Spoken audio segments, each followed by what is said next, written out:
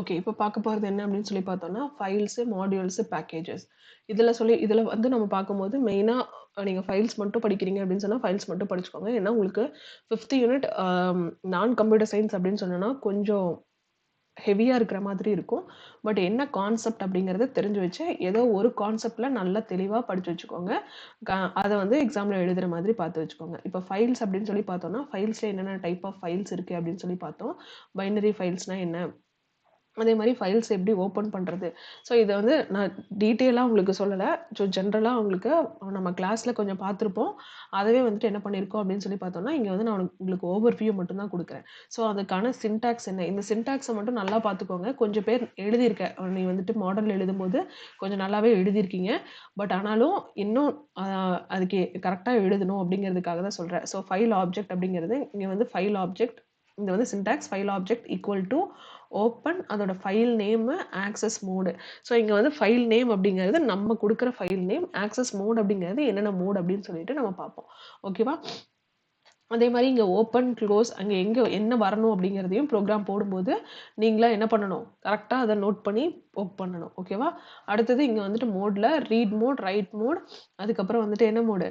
அ exclusive mode, next append mode, next text mode, binary mode. Binary mode நெறைய பேர் என்ன பண்ணியிருந்தேன், பிடபிள்யூன்னு குடுத்திருந்தேன். பட் அதுக்கு பி தான் ஆன்சர். ஸோ நல்லா அத ஞாபகம் வச்சுக்கோ. பைனரி மோடுக்கு வெறும் பி தான். இந்த பிளஸ் அப்படிங்கிறது இது எல்லாத்து கூடயுமே என்ன பண்ணும், நம்ம அடிஷனல் எக்ஸ்பிரஷன் இப்ப ரீட், ரைட் இந்த 2மே சேர்ந்து பண்றோம் அப்படின்னு சொன்னா, நமக்கு வந்து இந்த பிளஸ் சிம்பல ஆட் பண்ணி வொர்க் பண்ணுவோம். ஓகேவா? ஸோ இங்க பார்த்தோம்னா எப்படி வொர்க் ஆகுது. இப்ப பைனரி மோட் அப்படின்னு சொல்லும்போது, இங்க ரீட் பிளஸ் பி அப்படின்னு குடுத்துருக்காங்கன்னா, அங்க வந்து என்ன பண்றோம், ரீட் அண்ட் ரைட் அப்புறம் பைனரி மோட்ல வொர்க் ஆகுது அப்படிங்கிறதுக்காக தான் இத வந்து மென்ஷன் பண்ணியிருக்காங்க. ஓகேவா? ஸோ அதனால அந்த மாதிரி கரெக்ட்டா பார்த்து வொர்க் பண்ணணும். எக்ஸாம்பிளா போடணும். ஸோ இங்க இங்க பார்த்தோம்னா, அந்த ஃபைல எப்படி ஓப்பன் பண்றது? ரீட் லைன் அப்படின்னு சொல்லும்போது, லைன் பை லைனா எப்படி ரீட் பண்றது? இங்க வந்து அத எப்படி க்ளோஸ் பண்றது? அப்படிங்கிறது எல்லாமே நமக்கு வந்து என்ன ஆயிருக்கும்?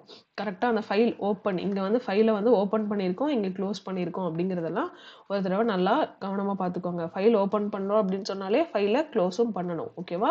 ஃபைல் க்ளோஸ் பண்ணாத ஒரு இடம் அப்படின்னு சொன்னா, வித் ஓப்பன் குடுத்து ஓப்பன் பண்றோம்னா, க்ளோஸ் பண்ண அங்க வந்து க்ளோஸ் பண்ணணுங்கிற நெசசரி கிடையாது.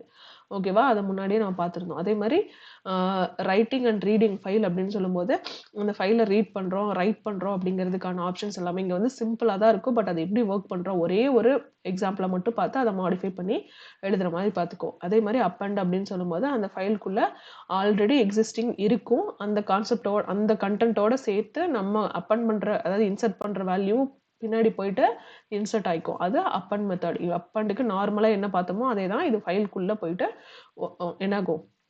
உள்ள இன்சர்ட் ஆயிக்கும். ஸோ இங்க ரீடிங் ஃபைல் மோட்ல நமக்கு சாரி. ஸோ அதுக்கான சின்டாக்ஸ் அப்படின்னு சொல்லி பார்த்தோம்னா, ரீட்ன்னு குடுத்துட்டு அதோட சைஸ வந்து மென்ஷன் பண்ணிருவோம். ஸோ அதே மாதிரி ரீட் லைன்ஸு ஸோ கம்ப்ளீட்டா நம்ம ரீட் பண்றதுக்கு இப்ப ரீட் லைன்ஸ்ன்னு குடுக்குறோம்னா, அது வந்து லைன் பை லைனா நமக்கு ரீட் பண்ணும். அதே மாரி டெலீட் பண்றதுக்கு ரீநேம் ஆர் டெலீட்டுக்கு நம்ம என்ன பண்றோம், ஓஎஸ் அப்படிங்கிற ஒரு லைப்ரரிய வந்து உள்ள இம்போர்ட் பண்ணி, அதுக்கப்புறம் நம்ம என்ன பண்றோம்னா, அத ரீநேம் ஆர் டெலீட் அப்படிங்கிறத நம்ம பண்ணிப்போம். முன்னாடி ரிமூவ் பண்ணிப்போம் அப்படின்னு சொல்லிட்டு முன்னாடி பார்த்தோம். அதுக்கப்புறம் ஃபார்மேட் ஆப்பரேட்டர் அப்படின்னு சொல்லி பார்க்கும்போது இங்க தான் வித் ஓப்பன். ஸோ இந்த வித் ஓப்பன்னு குடுக்கும்போது, நம்ம ஃபைல என்ன பண்ண ஓப்பன் பண்ணும்போது ஆட்டோமேட்டிக்கா என்ன ஆகும், நம்ம வந்து அத வந்து யூஸ் பண்ணல அப்படின்னு சொல்லும்போது, ஆட்டோமேட்டிக்கா அதுவே க்ளோஸ் ஆயிடும். இல்ல நம்ம வித் ஓப்பன் குடுக்காம குடுக்குறோம்னு சொன்னா, கண்டிப்பா ஃபைல க்ளோஸ் பண்ணணும். ஓகேவா?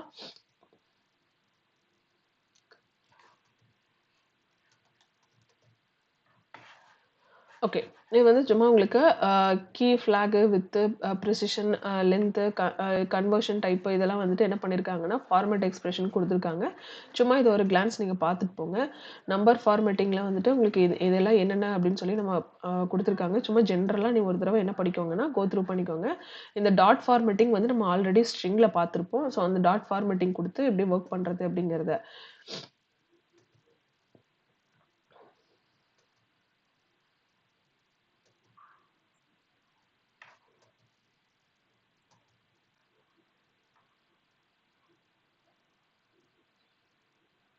ஸோ அடுத்தது errors and exception. Errors and exception அப்படின்னு சொல்லி பார்க்கும்போது, இங்க வந்து சின்டாக்ஸ் எரர். சின்டாக்ஸ் எரர்னா நமக்கு ஒரு ஸ்ட்ரக்சர் இருக்கும். அந்த ஸ்ட்ரக்சர்ல அது இருக்கா இல்லையா அப்படின்றது செக் பண்றது சின்டாக்ஸ் எரர். அடுத்தது லாஜிக்கல் எரர். லாஜிக்கல் எரர் அப்படின்னு சொல்லும்போது, நம்ம குடுத்திருக்கிற லாஜிக்ல அது வொர்க் ஆகுதா? In case of any logical mistake அது லாஜிக்கல் எரர் அப்படின்னு சொல்லுவோம். ஸோ இத வந்து என்ன பண்றோம்னா, நம்மளே டிஃபைன் பண்ணி, ஓகே இந்த இடத்துல இந்த எரர் வர சான்ஸ் இருக்குன்னு சொல்லிட்டு நம்மளே ஒரு அ ப்ரிடிக்ஷன் பண்ணி அங்க வந்து என்ன பண்றோம்னா, யூசர் கிட்ட நம்ம வந்து இந்த இந்த டைப் ஆஃப் எரர்ஸ் எல்லாம் வரக்கு சான்ஸ் இருக்கு அப்படின்னு சொல்லிட்டு நம்ம வேல்யூஸை இன்புட்டை கரெக்டாக கொடுக்க சொல்லி மென்ஷன் பண்ணுறோம். ஸோ அதான் வந்துட்டு எக்ஸெப்ஷன் அப்படின்னு சொல்லுவோம். ஸோ இங்கே வந்து என்ன பண்ணுறோம்னா பைத்தானில் நிறைய பில்டின் எக்ஸெப்ஷன்ஸ்னு இருக்குது. ஸோ அந்த பில்டின் எக்ஸெப்ஷன்ஸ் வந்துட்டு உங்கள் புக்கில் நிறைய கொடுத்துருப்பாங்க. அது ஒரு தடவை என்ன பண்ணுங்கன்னா கோத்ரூ பண்ணிக்கோங்க. இங்கே try block, raise block, except அப்படின்னு சொல்லி ஒன்று பார்ப்போம். இதுதான் வந்துட்டு இந்த 3 டைப்பில் தான் நமக்கு என்ன ஆகும்னா ஒர்க் பண்ணுறோம். Exception may be occur. So இந்த ட்ரைல மேபி ஒரு எக்ஸெப்ஷன் வந்துச்சுன்னா அது எப்படி இருக்கும், எப்படி என்ன பண்ணுறது அப்படின்னு சொல்லிட்டு ட்ரைல பார்ப்போம். ரைஸில் அந்த எக்ஸெப்ஷனை என்ன பண்ணுறோன்னா கொடுக்குறோம். இப்போ டிவைடட் பை 0 அப்படின்னு சொன்னால் இதுதான் இங்கே இந்த ட்ரை கொடுக்குறோம். இது வந்துட்டு இங்கே பெர்ஃபார்ம் ஆகி எனக்கு ரைஸில் வரும். இன்கேஸ் அங்கே வந்துட்டு ஏதாவது எரர் வருதுன்னா என்ன டைப் ஆஃப் எரர் அப்படிங்கிறத அது கேட்ச் பண்ணி என்ன பண்ணணும், யூசருக்கு ஐடென்டிஃபை பண்ணணும் அப்படிங்கிறத இங்கே கொடுத்துருப்போம். ஓகேவா? ஸோ அதுக்கான சின்டாக்ஸ் ட்ரைனா என்ன, எக்ஸெப்ஷன்னா எக்ஸெப்ஷனோட நேம் என்ன. இப்போ டிவைடட் பை 0னா அந்த டிவைடட் பை 0 அப்படிங்கிறத இங்கே மென்ஷன் பண்ணணும்.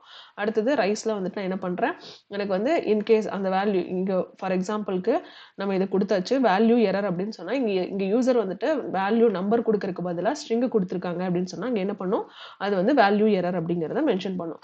ஸோ இந்த மாதிரி இருக்கிறதெல்லாம் வந்து நமக்கு என்ன பண்ணுறோம் அப்படின்னு சொன்னால் ரைஸ் எக்ஸெப்ஷனில் கொடுக்குறோம். ஃபைனலி நம்ம என்ன பண்ணுறோம்னா ஒரு try and exception finally block கொடுத்து ஃபைனலாக நமக்கு இன்கேஸ் இது எதுவுமே நடக்கலைன்னா இங்கே திஸ் இஸ் ஆல்வேஸ் எக்ஸிக்யூட்டட், இல்லை இது எக்ஸிக்யூட்டே ஆகலை அவங்க வந்து கொடுக்கலன்னா இது வந்து நம்ம எக்ஸிக்யூட் ஆகாது அப்படிங்கிற மெசேஜை ஃபைனல் மெசேஜ் என்னவோ அதை வந்து பிரிண்ட் பண்ணிடுவோம்.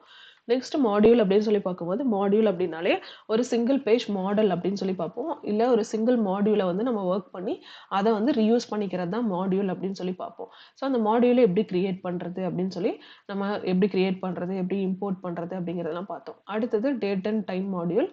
டேட் அண்ட் டைம் மாடியூலும் மேத் மாடியூலும் நம்ம பார்த்தோம். டேட் அண்ட் டைம் மாடியூலுங்கிறது டேட்டு டைமு நம்ம எப்போ ஒரு அப்ளிகேஷன் ஃபில் பண்ணுறோம், இல்லை என்னைக்கு எந்த டைமுக்கு நம்ம உள்ளே வந்திருக்கோம், எந்த டைமுக்கு வெளியே போயிருக்கோம், ஸோ இந்த மாதிரி எல்லாம் மென்ஷன் பண்ணுறதுக்கு டேட் அண்ட் டைம் வேணும். மேத்துங்கிறது இப்போ ஸ்கொயர் ரூட் கண்டுபிடிக்கிறதுக்கு, பை கண்டுபிடிக்கிறதுக்கெல்லாம் இது வந்து ஃபார்முலா.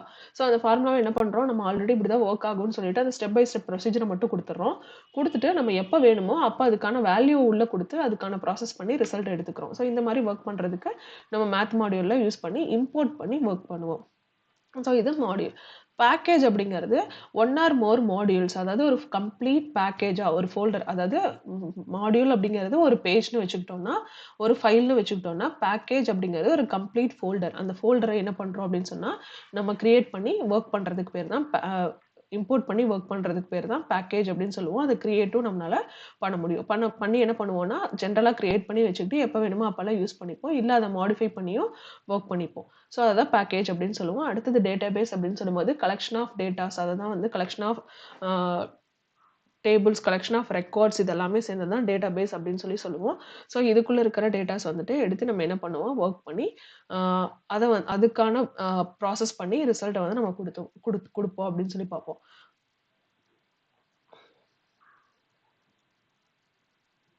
ஸோ மெயினான கான்செப்ட் அப்படின்னு சொல்லி பார்த்தோம்னா இதில் வந்து இவ்வளோ தான். ஸோ இந்த 5th யூனிட்டில் நீங்கள் ஜென்ரலாக பார்க்க வேண்டியது பேக்கேஜஸ்னால் என்ன, மாடியூல்ஸ்னால் என்ன, ஃபைல்ஸ்னால் என்ன அப்படிங்கிறத தெரிஞ்சு வச்சுக்கோங்க. ஃபைல்ஸில் என்னென்ன டைப், ரீடு ரைட்டு, அந்த 2 டைப்பில் வந்துட்டு ரீட் பண்ணுறோன்னா ரீடு ரைட்டு, அந்த ரீடில் எப்படி ரீட் பண்ணுறோம், ரைட்டில் எப்படி ரைட் பண்ணுறோம், அதுக்கப்புறம் என்னென்ன மோட்ஸ் இருக்குது அப்படிங்கிறத பார்த்து வச்சுக்கிட்டோம் அப்படின்னு சொன்னால் ஃபைல் கான்செப்ட் ஓரளவுக்கு எல்லாத்துக்குமே ஜென்ரலாக ஒவ்வொரு எக்ஸாம்பிள் பார்த்துக்கோங்க. அந்த எக்ஸாம்பிள் ப்ரோக்ராமை மாடிஃபை பண்ணி எழுதுகிற அளவுக்கு சும்மா ஜென்ரலாக ஒரு ப்ரோக்ராம்ஸ் பார்த்துக்கோங்க. ஸோ இவ்வளோ தான் மொத்தமாக 5 யூனிட். ஸோ இந்த 5 யூனிட்டும் நம்ம வந்து ரிவைஸ் பண்ணியாச்சு. என்ன பண்ணுங்க அப்படின்னு சொன்னால் ஓவராலாக சிலபஸ் வச்சு உங்களுக்கு எதெல்லாம் எந்தெந்த கான்செப்ட்லாம் தெரியுதுன்னு சொல்லிட்டு ஃபைனலாக ஒரு வாட்டி ரிவைஸ் பண்ணிவிட்டு எக்ஸாம் போங்க. ஆல் தி பெஸ்ட், நல்லா எழுதுங்க. கண்டிப்பாக ஒவ்வொரு கொஷனுக்கும் 16 மார்க்ஸ் அப்படின்னு சொல்லும்போது அது எஸ்ஏ டைப் கொஷின். ஸோ அதுக்கு வந்து இன்ட்ரடக்ஷன் கொடுக்கணும், கன்க்ளூஷன் கொடுக்கணும். இன்ட்ரடக்ஷன் மினிமம் 2 or 3 லைன்ஸ் வந்து இன்ட்ரடக்ஷன் கொடுங்க. அதே இன்ட்ரடக்ஷனை எப்படி கன்க்ளூஷனாக மாற்றுறதுன்னா நம்ம இதெல்லாம் பார்க்க போகிறோம்னு சொல்கிறது இன்ட்ரடக்ஷன், இதெல்லாம் பார்த்துட்டோன்னு சொல்கிறது கன்க்ளூஷன். ஸோ அதவே என்ன கன்க்ளூஷனாக கன்வெர்ட் பண்ணிக்கோங்க. நடுவில் கொஷனுக்கு தகுந்த மாதிரி எல்லாத்தையுமே நம்ம எழுதணும். சும்மா அதே மாதிரி இங்க கொஞ்சம், அங்க கொஞ்சம்னு பிட்டு பிட்டா எழுதாம, நீட்டா கிளியரா எழுதணும். ஹைலைட் பண்ணி காட்டணும். ஸோ 3 ஹவர்ஸ் எக்ஸாம நல்லா நீட்டா எழுதி, பிரசன்ட் பண்ணி நல்லா பெர்ஃபார்ம் பண்ணுங்க. All the best.